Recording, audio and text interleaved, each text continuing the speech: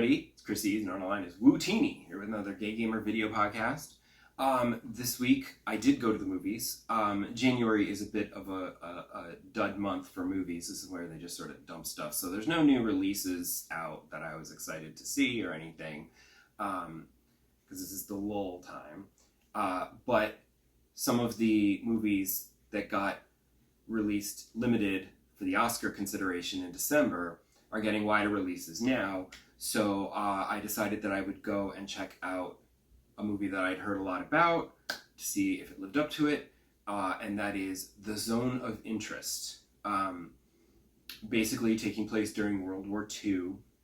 It's all about this German family who live in a lovely house with a lovely garden, and they just so happen to be on the other side of the wall from a concentration camp. So, and I read that it's based on a book that fictionalized the family, but the director decided to actually make it the real family, the Haas family, outside of Auschwitz, and the guy that ran Auschwitz. Naturally, it's a very upsetting film. Like, you're watching this family going through their lives, and it's very banal. It's all just so simple and like la, and it just sort of lulls you in, but you're constantly, you never see anything on the other side of the wall. You just hear it. It's up for an Oscar for Best Sound Design or whatever, and I think it should win Best Sound because the sound really is very effective, and it's very powerful, and it's very upsetting. It's a little artsy. Like, I feel like some things might have gone over my head. I might not have noticed certain things, and certain things I was like, I don't understand what that's supposed to mean. But the basic gist, it's overall, like, it's very obviously, like, this family is, like, acting like everything is normal and lovely, except it's clearly not, and they are part of this horrible, monstrous Nazi movement, and it's very upsetting, even though you don't see anything, because none of them are bothered by what's going on the wall, on the other side of the wall. It's very powerful, and the ending, I was not expecting. It's a bit of a surprise, and it was like a punch in the gut, and I was like I was already upset, and then that was like, so, like, I recommend it. It's a very good movie. It's not something that I'll ever want to watch again, It's not something I'm going to buy, because I don't really feel like I'd want to sit through it again, because it's a little upsetting. But it was good. So, yes, it did live up to the hype. And then as for games, unfortunately, my plan to play a little Ring Fit every day before work did not last more than a few days before it got interrupted, because I got sick. I didn't actually get sick, but like Sunday night, Monday, I felt like I was coming down with something, which is usually how it goes with me. Like, I don't actually come down with it. I just feel like I'm coming down with it. So, like, my sinuses hurt, and I'm a little bit foggy, but I never get, like, miserably sick. I just get a little bit sick. Not enough to call in sick to work. But it was enough where I was like, I was okay Monday morning, but then Monday I was like, no, let me not. So I took Tuesday off, and then I was feeling a little better. So I took Wednesday off just to be sure. And then by Wednesday evening, I was like, okay, now I feel much better. So Thursday, I got back into the Ring Fit again. And it's good. I'm enjoying it. The problem that I have with Ring Fit is, like I said, when it came out, and I talked about it here on my video podcast,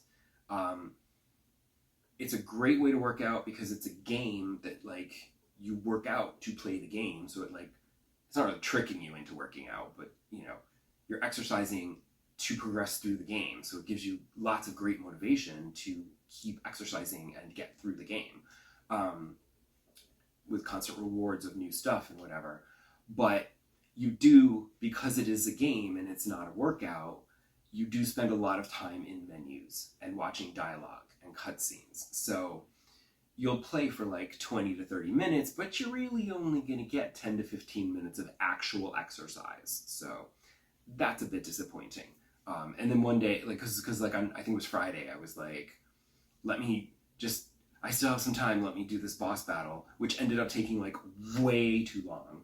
And I was just like, oh crap, like now I'm gonna be late to work. Because it took forever.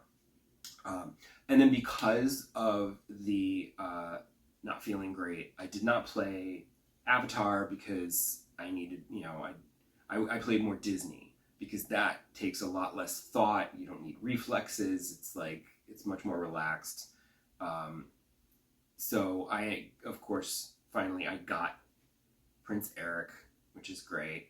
And I've just been like upping my friendships with everybody.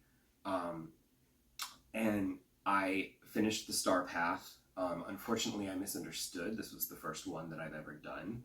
So here I was doing Star Path duties. Like, you have the tasks that you would normally do for Dreamlight in the main game. Here, you get these points that you can use to buy rewards that are like special limited time only rewards of like furniture and clothing and whatever. So I did the things, I got the rewards I wanted, and then I was just hoarding points so that I could get the moonstones at the very end. But it turns out that's not how it works, and there's a limited number of tasks. I didn't complete, I think 2 or 3 of them I ended up not completing. And basically, you have to complete every single task in order to have enough moonstones to buy everything. Because you can't buy, or points to buy everything. Because you can't get those extra moonstones until you've literally bought every other reward with your points. And because I didn't finish all of the tasks, I didn't have enough points to buy all of the rewards and then still have enough left over for the moonstones. I didn't realize that it was parceled out that way. Makes more sense, I suppose. Otherwise, you would just hoard your moonstone, you'd hoard your points, and then at the end, you'd get like a crap ton of moonstones. Oh well. And then another thing I discovered was during the Star Path, one of the Star Path duties was to submit a photo to the Dream Snaps competition. Now, I had done that back when it was first introduced as a gameplay element, but never thought of it again. But like every week there's like a new theme, and this one, being the Star Path, was wintry or whatever. So I put on a bunch of winter clothes and got my winter companion that I had unlocked and went up to the frozen area and stood in front of an iceberg and was like, ta-da, wintry. So I did that, and when I did that, I submitted it so that I could get the points for the Star Path. But then what happened was, this following week, I got a letter, that my mailbox had a letter in it, and I looked, and you can also vote. I keep forgetting to do this, because if you vote on whatever the current picture is, you can get free moonstones for casting a bunch of votes. And it basically is like, here's what the theme is, here's 2 pictures, which one do you like better? And you just say this one, that one, this one, this one, that one, that one, this one. And then when you're done, it's like, okay, thank you for voting on a bunch of pictures. Here's some moonstones, thank you. But I forget to do that, which is a good way to get free moonstones once a week. But I got a letter that was like, hey, your photo earned like 500 and something points, and you came in like 12,000th in the listing. So here's some moonstones, and here's some pixel dust, and here's a reward of, like, I got some clothes. Because I was like, what is this? Like, what is pixel dust? And it turns out that it's another thing to collect and get rewards for, because as you submit to the Dream Snaps, you would get points and you get some dust, and then you work your way up the ranking, and then gain new furniture and clothing or whatever. So it's just something else to do.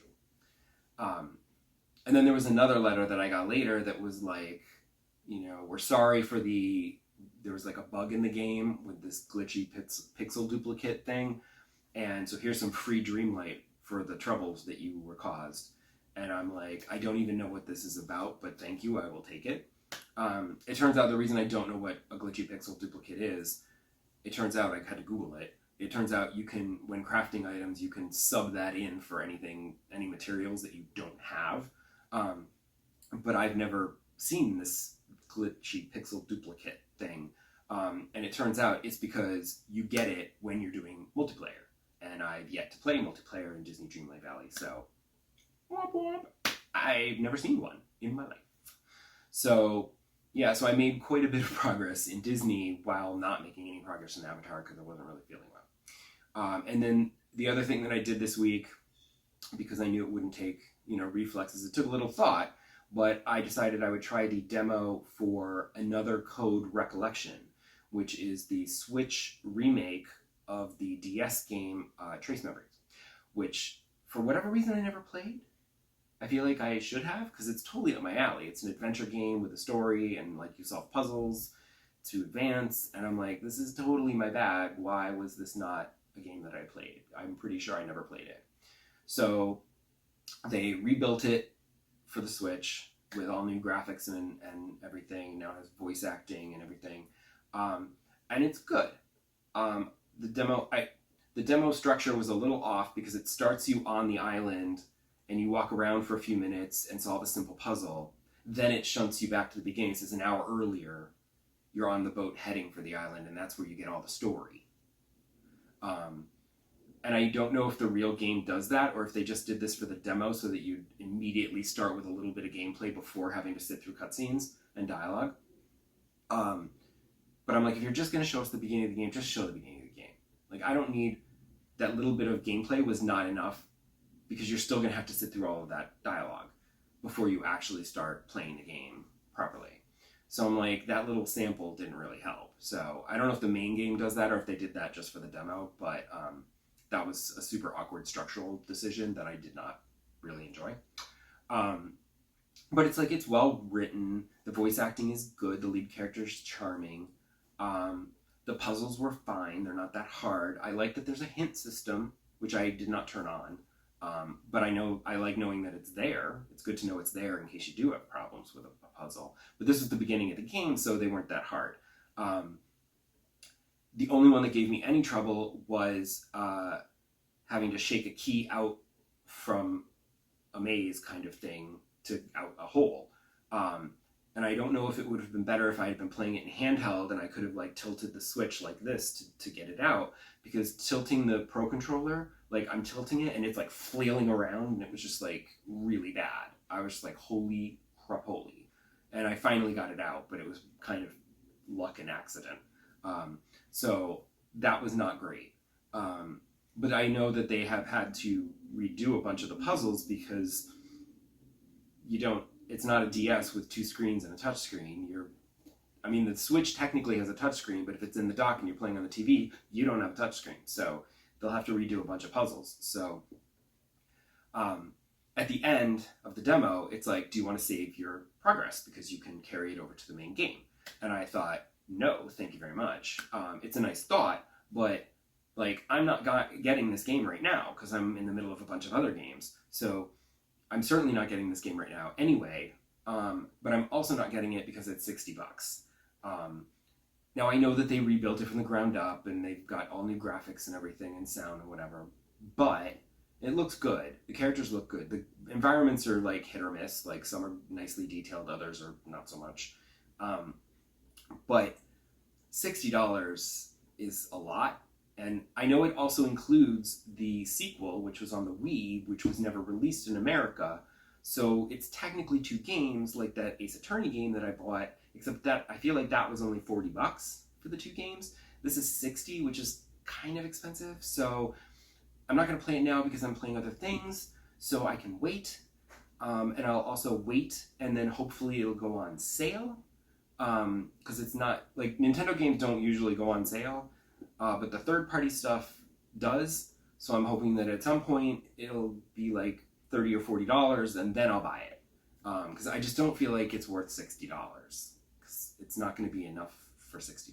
That's, But I did get an email about a Nintendo sale. They're doing a sale right now for the new year, and one of the things that is on sale is the Animal Crossing Happy Island Home Designer whatever DLC, and I'm just like, ooh, it's like $17.50. It's like 30% off, and I'm like, I should pick this up while it's on sale.